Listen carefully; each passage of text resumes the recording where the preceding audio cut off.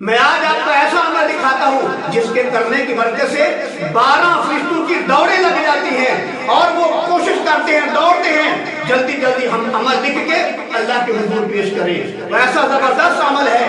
اللہ کے پاک پیغمبر صلی اللہ علیہ وسلم نماز پڑھا رہے تھے تو پیچھے ایک آدمی نے ایک جملہ بولا۔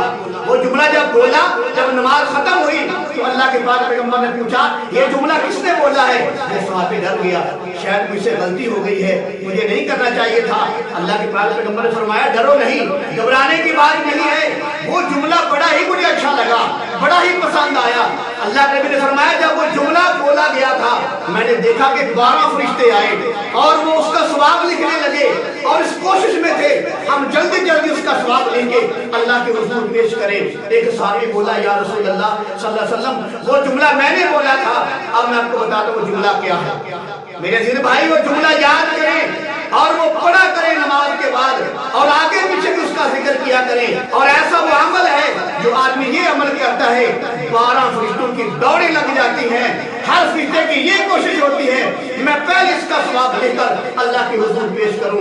وہ جملہ یہ تھا، وہ صحابی نے یہ جملہ بولا تھا اللہ اکبر کبیرہ والحمدللہ کثیرہ وسبحان اللہ بکرۃ واصیلا۔ اس کا مطلب یہ تھا کہ اللہ اکبر کبیرہ، اللہ سب سے بڑا ہے۔ ہمارے ذہن میں کیا ہے جب پوچھا جائے سب سے بڑا کون ہے؟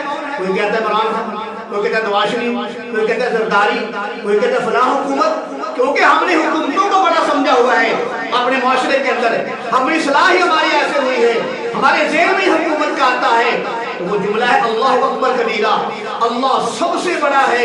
اور فرمایا والحمدللہ کثیرہ، وہ جو سب سے بڑا اللہ ہے وہ تمام تعریفوں کے قابل ہے، تمام تعریفیں ساری کائنات میں سب سے زیادہ تعریفیں اسی کی ہیں، وہ ساری تعریفوں کے لائق ہے۔ اور آگے فرمایا وسبحان اللہ بکرۃ واصیلا، اللہ پاک ہے، یہ صبح اور شام یہ ذکر کرنا چاہیے۔ تو میرے عزیز بھائی یہ ایسا عمل ہے جب آدمی عمل کرتا ہے تو 12 فرشتوں کی دوڑیں لگ جاتی ہیں اس کا ثواب نکلنے کے لیے۔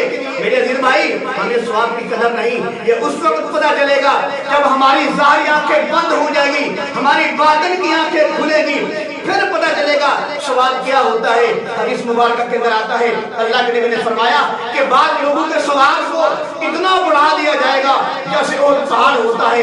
آپ کو پتہ ہے احد پہاڑ 7.7 میل لمبا ہے اور تقریباً 3 میل چوڑا احد پہاڑ ہے۔ جب اللہ کل قیامت کو دکھائے گا اتنا بڑا احد پہاڑ کے برابر یہ تیرا ثواب ہے، وہ کہے گا یا اللہ یہ کیسے ہو سکتا ہے، یہ کیسے ممکن ہے، اتنا ثواب تو میں نے کیا نہیں، اتنی بڑی نیکی کا کام تو میں نے کیا نہیں۔ اللہ فرمائے گا تو نے فلاں وقت میں ایک بھوکے کو کھانا کھلایا تھا، ایک پیاسے کو پانی پلایا تھا، کسی کو کپڑے پہنائے تھے، اس کے چھوٹے سے عمل کو اللہ بڑھاتے بڑھاتے اللہ فرمائے گا میں نے تیرے چھوٹے عمل کو بڑھاتے بڑھاتے آج میں احد پہاڑ کے برابر کر دیا ہے۔